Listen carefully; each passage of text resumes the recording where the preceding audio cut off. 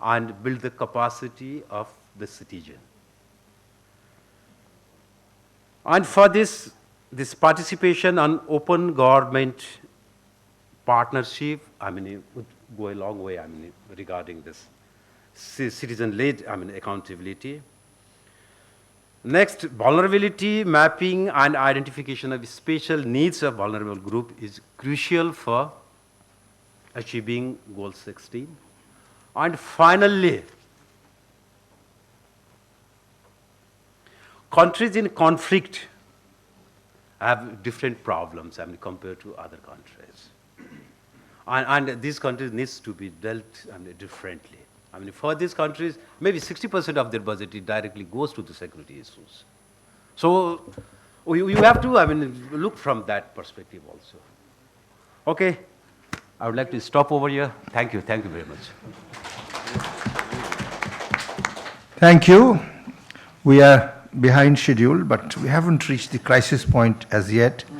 And if two of the panelists take 7 minutes each, we'll still have time, 10 minutes for discussion and for the final word from the chairperson.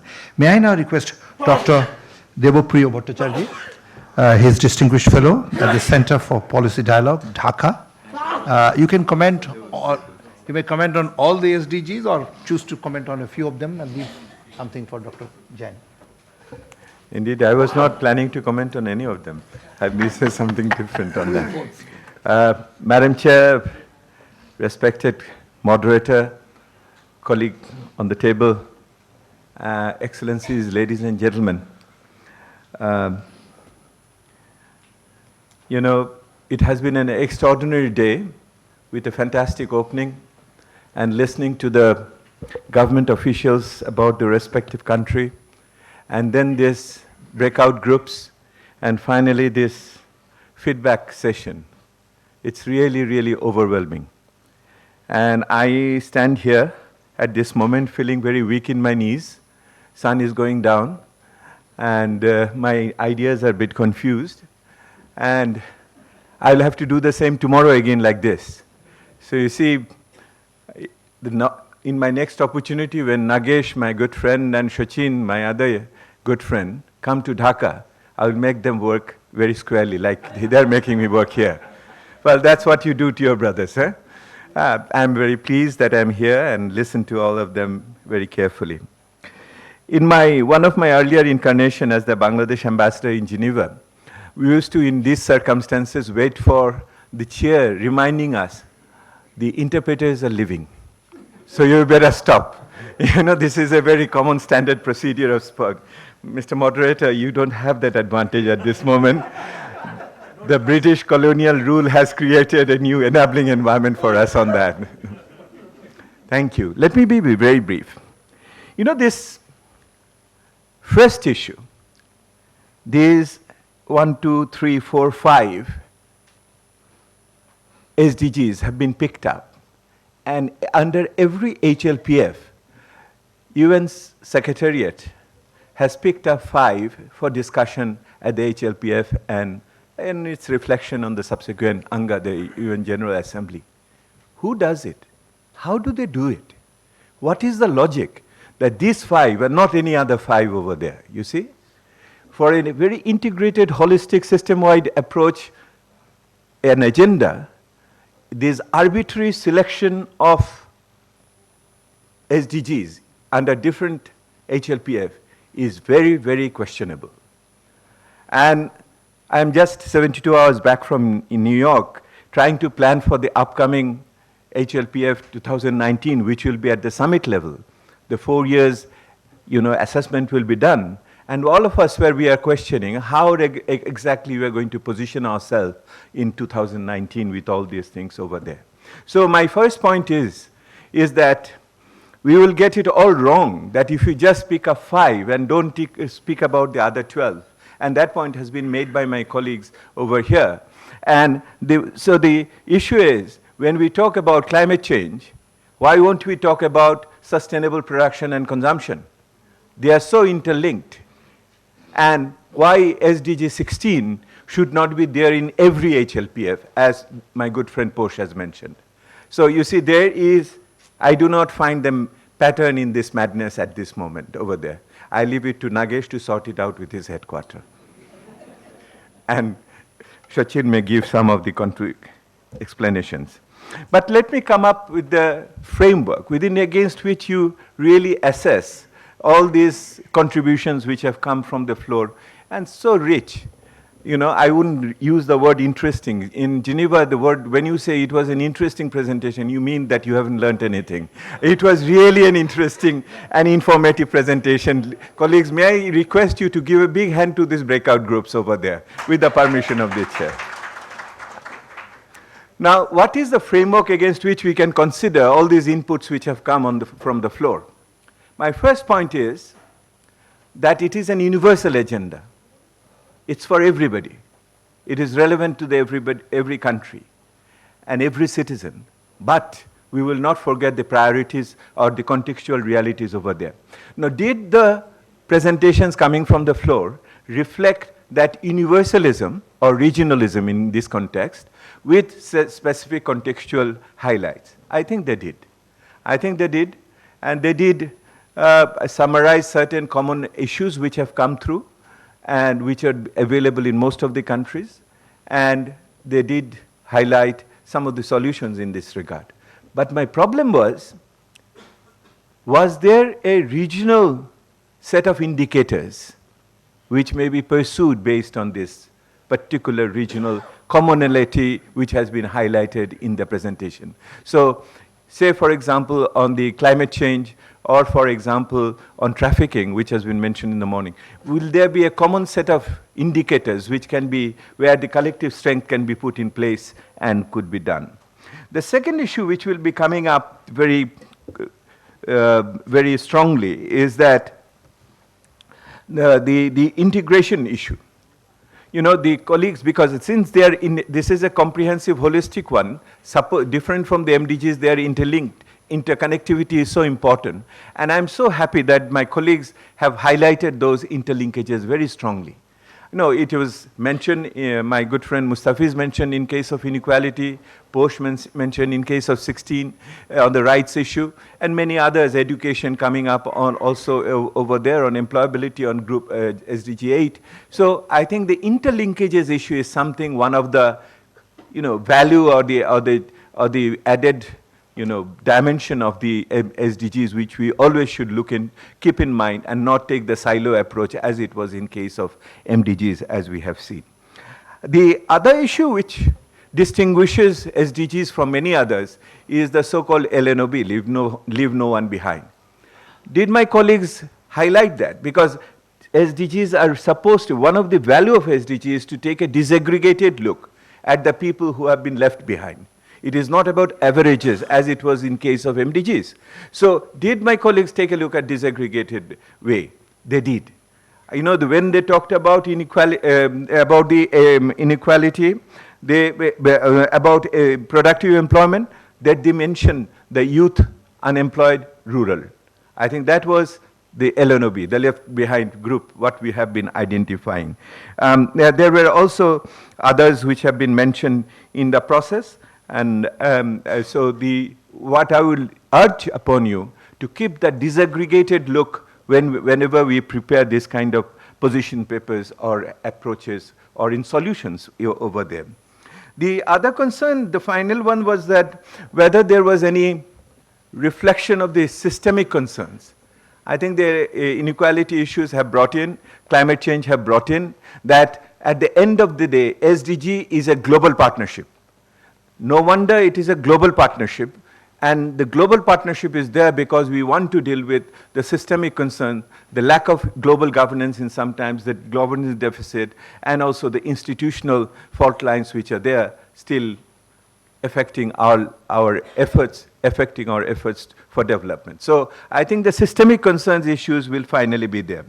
Last not but the least, which made, you know, the means of implementation, the MOIs, were one of the, you know, added value of the SDGs vis-a-vis the MDGs.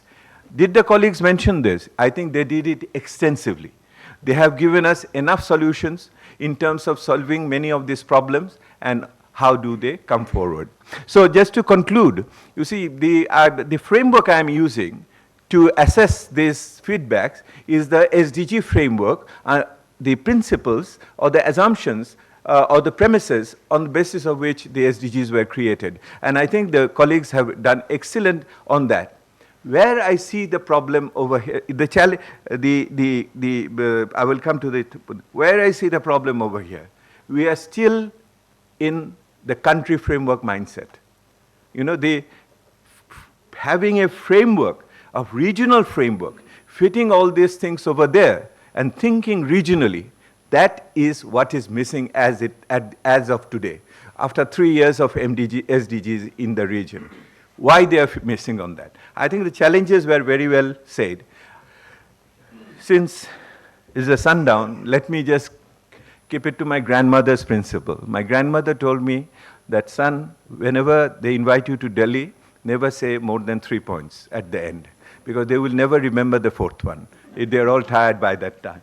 So my 3 points is, number one, is that there is no political traction at this moment. Let's be very honest on that.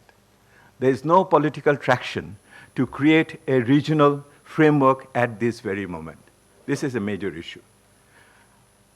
You'll have to come tomorrow to discuss these things. The second one, we do not have adequate information also to deal with it. Data is a serious issue. Information flow is a serious issue.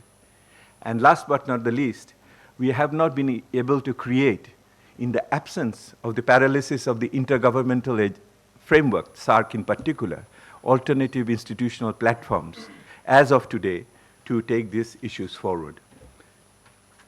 The Asia-Pacific Sustainable Development Forum somehow fills in that lacuna certain ways.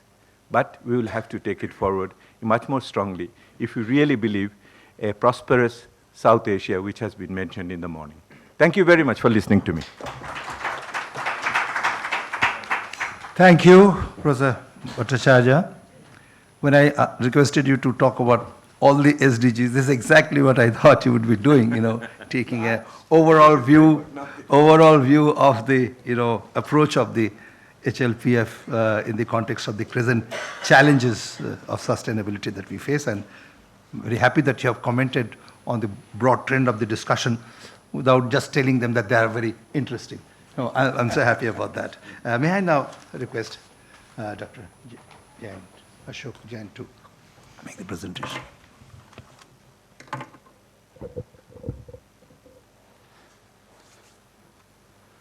Madam Chair,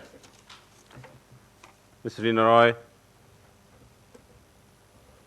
other dignitaries on the dais and the friends. In fact, after Mr. Bhattacharya spoke, I find my job is a little more difficult. In fact, the 5 SDGs which we have discussed in the morning, and the discussions have gone quite interesting, particularly keeping in view the issues in the South Asia region. In fact, we see that virtually the issues are common, virtually common for all our countries. It's be education, it is inequality, it is on peace and justice, it's on the climate or similar issues. So what Mr. Bhattacharya was also mentioning, and majority of you have said in the groups, that I think there is an extremely urgent need for our regional cooperation, learning from each other, sharing the best practices, because each country is doing something good in some area, and how do we learn from them, because our problems are common. It is not that we learn something in Washington or New York and implement in India or Bhutan or in Pakistan or Afghanistan. It is basically we neighboring countries having the similar issues, similar problems, and to some extent our similar culture. Probably our learning from each other would be much more important and much more useful to all of us. Like Mr. Sonam was mentioning that there was no rapporteur for him, so I thought little bit a job of rapporteur I can do for him, and I will a little bit of concentrate a little more on SDG 13 and particularly some of the issues how we have been tackling them in India, and probably we also learn from each other.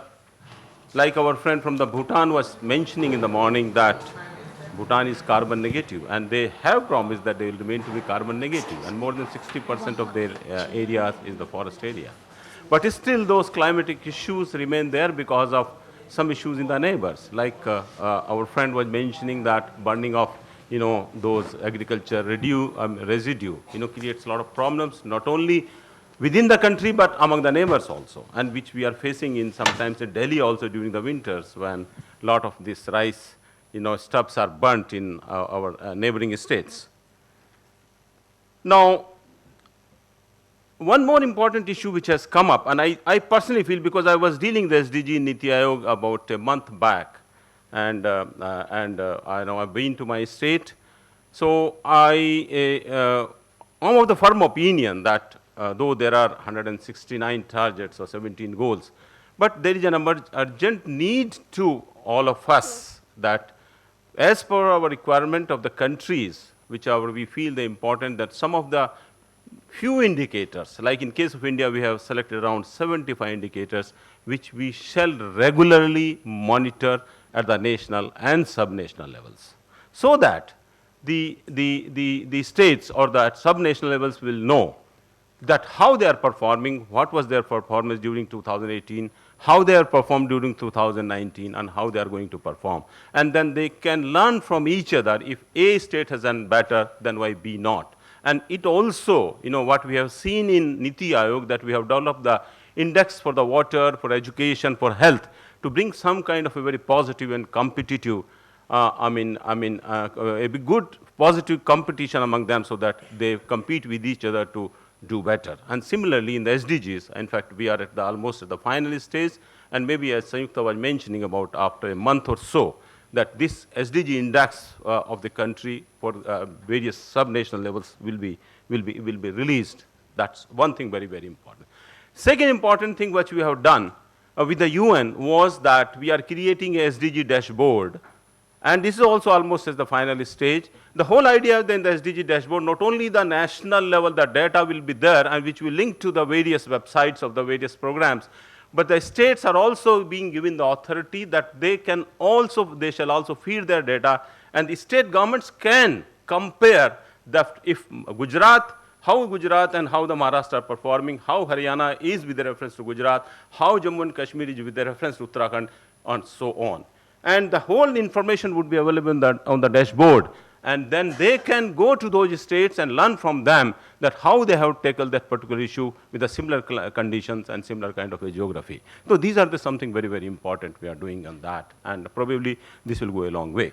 Now, coming specifically to, as I was mentioning of the SDG 13, that some of the, the recent development which the government of India has done, that like the Vice Chairman Niti Aayog was mentioning, that we have decided about 175 gigawatts of the renewable energy. Out of the 100 gigawatts come from the solar, and 50 gigawatts or 60 gigawatts come from wind and the biomass, etc., etc. Another very important things which have been taken into consideration is that 40% of our population which use the biomass as the fuel for cooking the food.